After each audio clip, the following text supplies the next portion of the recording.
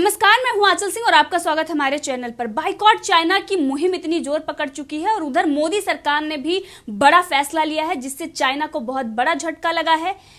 मोदी सरकार ने rail signal telecom का जो ठेका था उसे रद्द कर दिया और वहीं पर दिल्ली मेरठ रैपिड रेल के लिए जो चीनी कॉन्ट्रैक्ट की बात की जा रही थी उस पर भी भारत सरकार ने स्पष्ट कर दिया है कि अभी तक ठेका ये चाइना को नहीं दिया गया है। साथ में आपको बताते हैं कि जिस तरीके से कैट ने 3000 प्रोडक्ट की जो सूची बनाई है और वो सामने रखी है कि ये ऐसे प्रोडक्ट हैं, इनको ये बहिष्कार करना है और ये प्रोडक्ट हमारे देश में मौजूद हैं, यानी कि इससे हमें कोई फर्क नहीं पड़ेगा अगर हम उसे बाइकआउट करते हैं।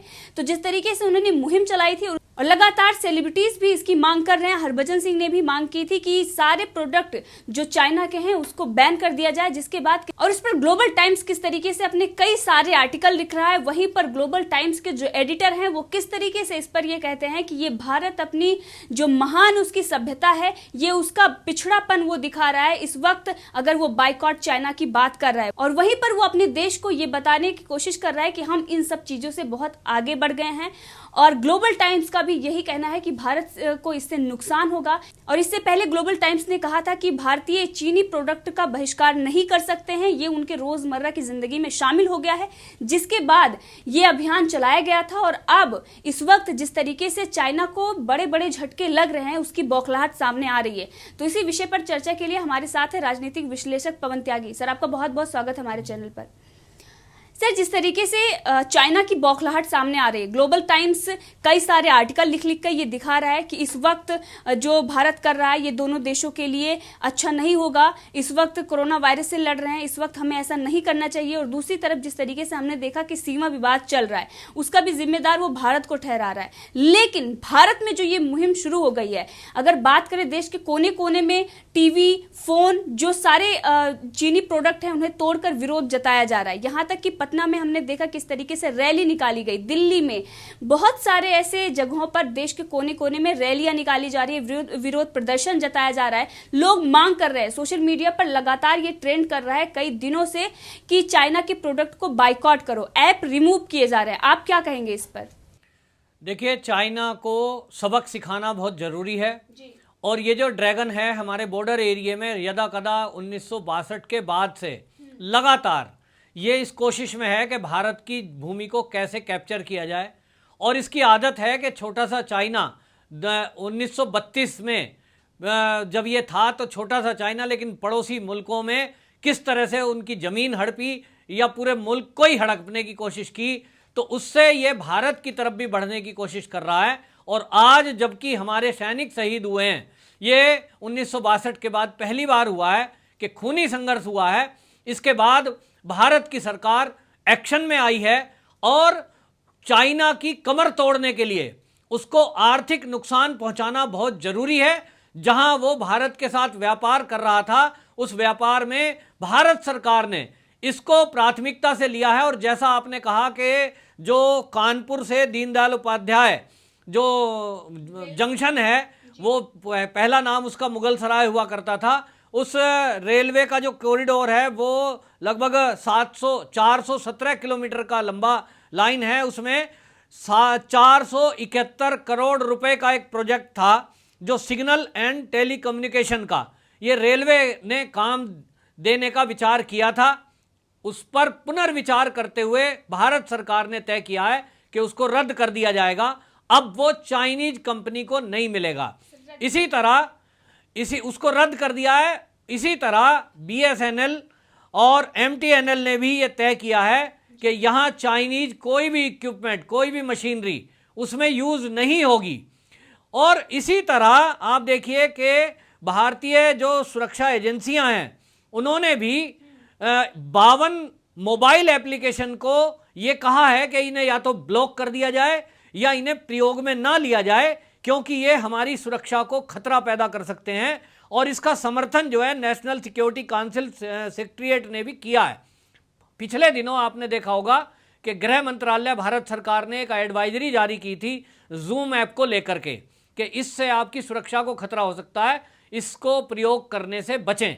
तो ये एडवाइजरी अमेरिका में भी जारी हो चुकी है, जर्मनी में और ताइवान में ये बैन हो चुका है। तो हमारे भारत में जो लोग ये ऐप यूज़ कर रहे हैं उनके लिए भी एक खतरा है और किस तरह से हमारी सीक्रेट फाइलें ये यूज कर सकता है, ऐसा एडवाइजरी में कहा गया है। तो इससे चाइना को एक बहुत तगड़ा झटका लगने वाला है, जहां एक तरफ सरकार अरबों खरबों रुपए का ये जो रैपिड रेल का है, दिल्ली मेरठ रैपिड रेल, ये इसको ठेका देने वाली थी। इससे जो कोच आने थे उनका अभी सरकार ने बताया है कि क्योंकि लोग सोशल मीडिया पे ये ट्रेंड कर रहे थे कि भाई ये सरकार ने चीनी कंपनी को ठेका क्यों दिया है, तो सरकार ने आज फाइनल किया है कि ये अभी ठेका दिया ही नहीं गया, अभी तो केवल टेंडर प्रक्रिया चल रही है। और अब क्योंकि सरकार ने अपने नियमों में बदलाव करते हुए पहले ही मोदी सरकार ने यह तय कर दिया था कि चीन जब भी कोई इन्वेस्टमेंट करेगा और उसकी एक समय, उसका एक फिगर तय कर दिया था कि यदि वो एक राशि है 100 करोड़ से ऊपर का होगा तब उसमें सरकार की दखलंदाजी होगी, सरकार मॉनिटर करेगी। तो इसमें तय कर दिया गया है कि अभी तक विचार चल रहा था कि टेंडर प्रक्रिया में अगर चीनी कंपनी भी टेंडर डालती है तो ये एक प्रक्रिया आप जानते हैं कि टेंडर में जिसका रेट सबसे कम होता है उसको टेंडर मिल जाता है।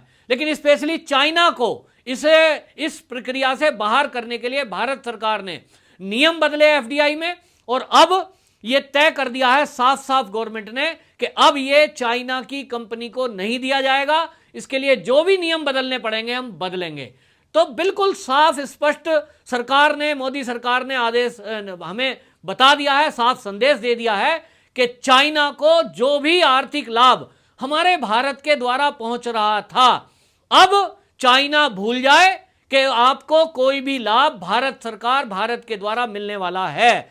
वहीं अब भारत के उद्योगपतियों ने भी, जैसा आपने कैट का जिक्र किया, तो भारत के जो confederation of all India traders हैं यानी CAIT, इन्होंने भी तय किया है और इन्होंने इसको एक चैलेंज के रूप में लिया है, क्योंकि जो चाइना का मुख्य पत्र है ग्लोबल टाइम, उसमें पिछले दिनों ये लेख छापते हुए एक तरह से उसने मजाक उड़ाया था और भारत को एक चैलेंज किया था कि अब भारतीयों के आदत में शुमार हो चुकी हैं चाइनीज आइटम सस्ता खरीदना, और हम सस्ता दे रहे हैं, भारत के ट्रेडर इस क्वालिटी को दे ही नहीं पाएंगे।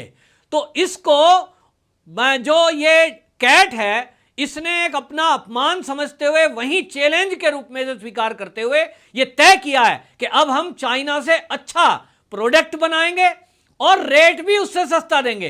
तो आप देखिए अभी तक चाइना से हमारे भारत में जो हम आयात कर रहे हैं वो कोई ऐसी चीजें नहीं है जिससे भारत वालों का काम नहीं चलेगा। अगर आज ही हम उन सबको बैन कर दें तो उनमें से एक भी आइटम ऐसी नहीं है जिससे हमारे जीवन की प्रक्रिया रुक जाए। इंपॉर्टेंट चीजें क्या होती हैं? इंपॉर्टेंट होता है हमारी जीवन रक्षक दवाएं, वो भारत को चाइना से नहीं चाहिए। इंपॉर्टेंट ऐसी चीजें होती हैं जो हमारे मान लीजिए गैस से जुड़ी हुई है, पेट्रोल से जुड़ी हुई है, या हमारे कोई ऐसी जरूरत की चीजें हैं जिनसे हमारा काम चलता है, हथियार हैं हमारे, वो हम चाइना से नहीं लेते हैं। तो हमारी सुरक्षा के लिए हमारी दैनिक उपयोग की चीजें जो चाइना से हम लेते हैं, चाहे वो घड़ी है, चाहे वो मोबाइल है, चाहे वो साज सज्जा का सामान है, जैसे दिवाली पे हम लड़ी खरीदते हैं, तो वो लड़ी तो खुद भारत की बहुत सारी कंपनी पहले से बनाती थी और हम घर में दिए जलाएंगे, ये हमने तय किया है। तो हम जो चीज ले रहे हैं वो हमने अपनी विलासिता की चीजें इकट्ठी की थी, लेकिन अब उसके लिए भी कैट ने तैयार की है। सारी ऑल इंडिया की इंडस्ट्रीज जो हैं उन्होंने तय किया है कि हम सारे प्रोडक्ट जो चाइना से आते हैं इसी एक साल के अंदर ये तय किया है कैट ने कि लगभग हम उनको 3000 प्रोडक्ट की लिस्ट तैयार कर ली है, लेकिन इसी साल में 1 लाख करोड़ का जो आयात अभी चाइना से करते थे, इस साल लक्ष्य रखा है 2021 तक 1 लाख करोड़ रुपए का आयात कम करने का लक्ष्य रखा है। और वहीं मैं आपको बताऊं कि पूरे भारत में जो ये आंदोलन के रूप में अभी चलना शुरू हुआ है कि आप देखिए हमारे 20 जवान शहीद हुए, इनके शव यात्रा में लाखों लोग शामिल हो रहे हैं और पूरे भारत में अभी ये माहौल बन रहा है। और अभी खबर आई है कि राष्ट्रीय स्वयंसेवक संघ, जो हमारे भारत ही नहीं तो दुनिया का सबसे बड़ा स्वयंसेवी संगठन है, उनका एक अनुषांगिक संगठन है जो स्वदेशी जागरण मंच, जिन्होंने एक अभियान चला रखा था, लेकिन वो अभी ठंडे बस्ते में था क्योंकि शांति का दौर चल रहा था। चाइना से भारत सरकार मित्रतावत बात कर रही थी, लेकिन अब स्वदेशी जागरण मंच के जो प्रमुख कार्यकर्ता हैं उन्होंने तय किया है कि अब इस अभियान को दोबारा से पूरे भारत में चलाया जाएगा। यानी अब जो भारतीय लोग हैं वो अपनी जरूरत का सामान जो चाइना से बना हुआ है उसका बहिष्कार करेंगे, कोई इस्तेमाल नहीं करेगा और पूरे भारत में इसको आंदोलन के रूप में चलाया जाएगा। वहीं भारत की सरकार भी ये तय कर चुकी है कि अब चाइना से कोई नई डील तो होनी ही नहीं है, पुरानी भी जो डील हो चुकी है, जो अभी चालू प्रक्रिया जिनकी नहीं हुई है उनको रद्द करेंगे, जिससे अरबों खरबों डॉलर रुपए का नुकसान चाइना को होने वाला है। और चाइना को बिना आवाज का थप्पड़ मारने का एक सरकार का यह तरीका है। हम सब देशवासियों के ऊपर भी ये तय करना है हमको कि हमें भी इस युद्ध में, जो ये शीत युद्ध है, इसमें हमें चीन के खिलाफ चीन की वस्तुओं का बहिष्कार करके हमारे सैनिकों का साथ देना है। जी बिल्कुल सही कहा आपने। और ग्लोबल टाइम्स किस तरीके से बौखलाया हुआ है, यानी कि चाइना की बौखलाहट ग्लोबल टाइम्स दिखा रहा है। ग्लोबल टाइम्स का कहना है कि बाइकॉट चाइना की आवाजें एशिया की तीसरे सबसे बड़ी अर्थव्यवस्था के लिए आत्मघाती हैं। इससे भारत का इस क्षेत्र की सबसे बड़ी अर्थव्यवस्था यानी चीन के साथ विवाद पैदा होगा। और साथ में उसका यह भी कहना है कि निवेश और व्यापार के साथ सीमा मुद्दों को जोड़ना अतार्किक है। उसका यह भी कहना है कि सीमा पर पैदा हुए तनाव का आकलन करते समय भारत को यह समझना चाहिए कि चीन का संयम कमजोर नहीं है। दोनों देशों को अपने बहुमूल्य विकास के अवसरों को संजोना चाहिए और अच्छे द्विपक्षीय संबंधों को बनाए रखना चाहिए। भारत के लिए चीन के विरोधी समूहों को जनता की राय को भड़काने की अनुमति देना बेहद खतरनाक होगा और इससे तनाव बढ़ सकता है। दोनों पक्षों और क्षेत्र की प्राथमिकता अब आर्थिक सुधार में तेजी लाना है। साथ में वो तरह तरह की ऐसी बातें कर रहा है। इससे पहले उसने एक चैलेंज भी दिया था, जैसे कि आपने बताया। उसके बाद कैट ने इस चैलेंज को एक्सेप्ट भी किया और उसने कहा कि हम 1 साल यानी कि दिसंबर 2021 तक 1 लाख करोड़ का चपत हम चाइना को लगाने वाले हैं। और इसी की ये जो बौखलाहट है, जिस तरीके से पूरे देश में अभियान चलाया जा रहा है, लोग ये मांग कर रहे हैं कि चाइना का कोई भी प्रोडक्ट यूज नहीं करना है, जिसके बाद उसकी ये बौखलाहट है। और ग्लोबल टाइम्स तरह तरह के ऐसे आर्टिकल दिखा रहा है और हमें डराने की कोशिश कर रहा है। जैसे उसने पहले भी कहा था कि हम इसका बहिष्कार नहीं कर सकते, रोजमर्रा की जिंदगी में शामिल हो चुका है। लेकिन अब ये जो अभियान चल रहा है, इससे ये तय है कि अब चाइना को बड़ा झटका लगने वाला है। सरकार ने जो फैसले लिए हैं, इससे भी चाइना को बहुत बड़ा झटका लगा है। चाइना को आर्थिक रूप से कमजोर करने की जो पहल शुरुआत की गई है, उसमें ये बहुत बड़ा कदम है।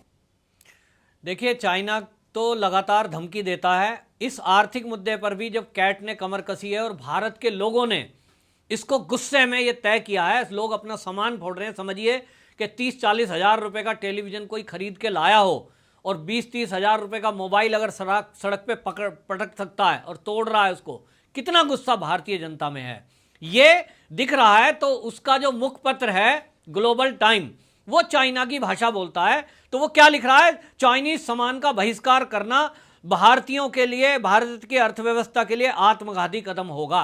माने वो हमें धमका रहा है कि अगर हम उसका बहिष्कार करेंगे तो भारत की अर्थव्यवस्था खराब हो जाएगी। अरे किस मूर्ख ने कह दिया कि भारत की अर्थव्यवस्था खराब हो जाएगी? भारत की अर्थव्यवस्था और कई गुना बढ़ जाएगी, क्योंकि अभी तक चाइनीज प्रोडक्ट जब हम यूज कर रहे थे तो भारत के उद्योग धंधे मंदे पड़ रहे थे, कुछ तो बंद होने की कगार पर थे।